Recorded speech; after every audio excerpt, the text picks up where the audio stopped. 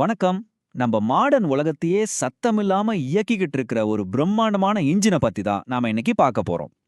லேப்ல ஒரு சொட்டு கூட செயற்கையா உருவாக்க முடியாத நிஜமான கருப்பு தங்கம்னு சொல்லப்படுற கச்சா எண்ணெய பத்தின ஒரு டீப்பான அலசல் தான் இது. இதுல ஒரு சுவாரஸ்யமான விஷயம் என்னன்னா, கச்சா எண்ணெய் அப்படின்னாலே அது வெறும் பெட்ரோல், டீசல் மாதிரியான எரிபொருள் மட்டும்தான் நம்ம நினைச்சிட்டு இருக்கோம். ஆனா அது ஒரு பெரிய மாயை. நீங்க காலையில யூஸ் பண்ற டூத் பிரஷ், கையில வச்சிருக்கிற மொபைல் போன் பார்ட்ஸ், லிப்ஸ்டிக், ஹாஸ்பிட்டல்ல உயிர்காக்கும் சிரிஞ்சுகள், கிளவுஸ்னு நம்ம டெய்லி நம்பி இருக்க பல பொருட்களோட அடித்தளமே இந்த பெட்ரோலியம் தான்ல. சரி, இந்த விளக்க தொகுப்புல நாம என்னென்ன பார்க்க போறோம்னு ஒரு குவிக் ஓவர்வியூ பார்த்துடலாம்.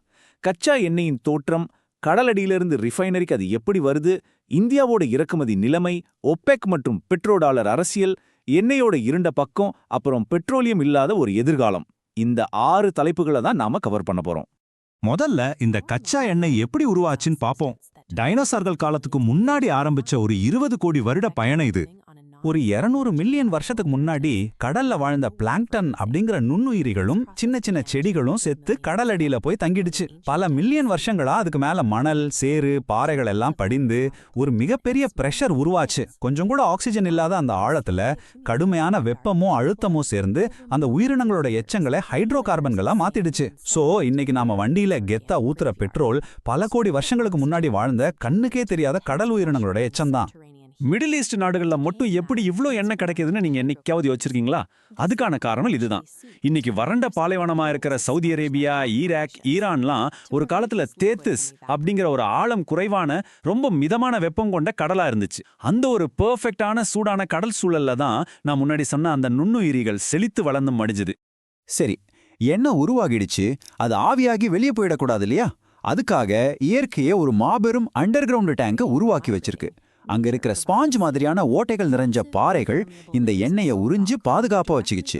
அதுக்கு மேல உருவாகியிருந்த கெட்டியான உப்பு பாறைகள் ஒரு ஸ்ட்ராங்கான மூடி மாதிரி செயல்பட்டு எண்ணெய் வெளியே போகாம அப்படியே லாக் பண்ணிடுச்சு. இப்போ இந்த எண்ணெயை வெறியெடுக்கிறது அவ்வளோ ஈஸியான வேலையா? நிச்சயமா கிடையாது. கடலடியிலிருந்து சுத்திகரிப்பு வரைக்கும் உள்ள சவால்களை இப்ப பார்க்கலாம். இது சும்மா கிடைக்கிற ஓசி பணம் கிடையாது, ரத்தமும் வியர்வையும் கலந்த எண்ணெய்னு சோர்ஸுகள் சொல்றாங்க. கடலுக்கு நடுவுல சுமார் 2 கிலோமீட்டர் ஆழம் வரைக்கும் ட்ரில் பண்ணணும்னா சாதாரணமா அந்த ஆழத்துல இருக்கிற அபரிமிதமான பிரஷர் இரும்பு ட்ரில் பிட்டுகளையே சிதறடிச்சிடும்.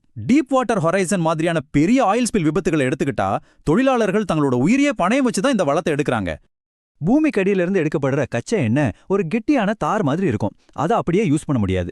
இதோ இந்த ஃப்ராக்ஷனல் டிஸ்டிலேஷன் ப்ராசஸ்ல காட்டுற மாதிரி அந்த கெட்டியான எண்ணெயை வெவ்வேறு டெம்பரேச்சர்கள்ல கொதிக்க வைப்பாங்க. 40 டிகிரில பெட்ரோலியம் கேஸ், 100லிருந்து 200 டிகிரில நம்ம ரெகுலரா யூஸ் பண்ற பெட்ரோல், அப்புறம் 250 முதல் 350 டிகிரில டீசல். இப்படிதான் அந்த ஒவ்வொரு எரிபொருளும் தனித்தனியா பிரிக்கப்படுது. இந்த அளவுக்கு அத்தியாவசியமான ஒன்ன நம்ம இந்தியா மாதிரியான ஒரு பெரிய நாடு எப்படி சமாளிக்குதுன்னு அடுத்ததா பார்க்கலாம். இந்தியாவிலையும் சொந்தமா எண்ணெய் வளங்கள் இருக்கு. ஆசியாவிலேயே பழமையான எண்ணெய் கிணறு அசாம் மாநிலம் திக்பாயில இருக்கு. அதே போல அரபிக்கடல்ல இருக்கிற மும்பை ஹை, ராஜஸ்தான் பாலைவனத்தில் இருக்கிற மங்களா ஃபீல்டு, இதெல்லாம் முக்கியமான இடங்கள். ஆனா நம்ம தேசத்தோட பிரம்மாண்டமான தேவைக்கு முன்னாடி இந்த உற்பத்தி கடல்ல ஒரு துளிக்கு சமம். நாங்க உண்மையில 85%. ஆமாங்க, நம்ம கிட்ட சொந்த வளங்கள் இருந்தாலும் நம்ம மக்கள் தொகைக்கும் இங்க ஓடுற பல கோடி வாகனங்களுக்கும் தேவையான கச்சா எண்ணெயில 85% ரஷ்யா, ஈராக், சவுதி அரேபியா மாதிரியான வெளிநாடுகள்ல இருந்து தான் நாம இறக்குமதி செஞ்சாகணும். அதனாலதான் உலகத்துல எங்கேயோ ஒரு மூலையில சண்டை நடந்தாலும் நம்ம ஊர்ல பெட்ரோல் விலை உடனே எகிரிடுது. நம்மளோட இந்த அதீத சார்பு நிலைதான் உலகளாவிய ஆயில் பாலிடிக்ஸ் அப்படிங்கிற மாபெரும் மைண்ட் கேம்குள்ள நம்மளை கொண்டு போகுது. அதை பத்தி தான் இப்ப பார்க்க போறோம். ஓபெக், அதாவது organisation of the petroleum exporting countries, Saudi, Kuwait, UAE மாதிரியான எண்ணெய் வள நாடுகள் சேர்ந்த ஒரு குழு இது. இப்போ உலகத்துல எண்ணெய்க்கான டிமாண்ட் அதிகமா இருந்து ஒரு விலை குறையுதுன்னு வைங்க. இவங்க எல்லாம் சேர்ந்து பேசி உற்பத்தியை குறைச்சிடுவாங்க. சப்ளை குறைந்தால் ஆட்டோமேட்டிக்கா விலை ஏறிடும்ல. சாமானிய மக்களோட பாக்கெட்டை காலி பண்ற இந்த செட்டப்பை ஆதாரங்கள் ஒரு சட்டப்பூர்வமான மாஃபியான்னு ரொம்பவே காட்டமா விமர்சிக்குது. இது மட்டும் கிடையாது, 1974ல நடந்த ஒரு ரகசிய ஒப்பந்தம் உலக அரசியலே திருப்பி போட்டுச்சு. சவுதி அரேபியா தன்னோட எண்ணெயை அமெரிக்கா டாலர்ல மட்டும்தான் விற்கணும்னு, அதுக்கு பதிலா அமெரிக்கா சவுதிக்கு ராணுவ பாதுகாப்பு கொடுக்கணும்னு ஒப்பந்தமாச்சு. இதுதான் பெட்ரோடாலர் சிஸ்டத்தை உருவாக்கி அமெரிக்கா டாலரை உலகத்தோட மாபெரும் கரன்சியா மாத்துச்சு. இந்த சிஸ்டத்தை எதிர்த்ததால தான் லிபியா, ஈராக் மாதிரியான நாடுகள் பெரிய போர்களை சந்திக்க நேரிட்டதுன்னு சோர்சஸ் சொல்றாங்க. நாம இங்க எந்த பக்கமும் சாயல, ஆனா தரவுகள் இதைத்தான் தெளிவா சுட்டிக்காட்டுது. 160 கோடி ரூபாய். இது மாச வருமானம் கிடையாதுங்க. சவுதி அராம்கோ அப்படிங்கிற ஒரு கச்சா எண்ணெய் நிறுவனத்தோட ஒரு நாள் லாபம். ஆப்பிள், மைக்ரோசாஃப்ட் மாதிரியான டெக் கம்பெனிகள் தான் பெரிய லாபம் சம்பாதிக்கிறதா நம்ம நினைச்சுக்கிட்டு இருப்போம். ஆனா அந்த கம்பெனிகளையே அசால்ட்டா பீட் பண்ணி உலகத்திலே அதிக லாபம் ஈட்டும் கம்பெனியா சவுதி அராம்கோ தான் இருக்கு. இந்த மாபெரும் செல்வாக்குக்கு பின்னாடி ஒரு இருண்ட பக்கமும் இருக்கு. அந்த அதிர்ச்சியான நிதர்சனத்தை நாம கண்டிப்பா பார்த்தாகணும். பூமிக்கு அடியில ஏகப்பட்ட எண்ணெய் இருந்தா அந்த நாடு அப்படியே ஓவர் நைட்ல ஒரு குபேர நாடா மாறிடும்னு நாம எதிர்பார்ப்போம். ஆனா ரியாலிட்டி என்ன தெரியுமா? நைஜீரியா, வெனிசுலா மாதிரியான நாடுகள்ல கடல் போல எண்ணெய் இருந்தும் மக்கள் கொடிய வறுமையிலையும் ஊழல்லையும் வெளிநாட்டு தலையீடுகளால வர்ற உள்நாட்டு போர்கள்லையும் தான் சிக்கி தவிக்கிறாங்க. இதைத்தான் ரிசோர்ஸ் கர்ஸ்ட், அதாவது வளங்களின் சாபம்னு சொல்றாங்க. முறையா நிர்வகிக்கலனா என்ன வளம் ஒரு நாட்டுக்கே சாபமா மாறிடும்.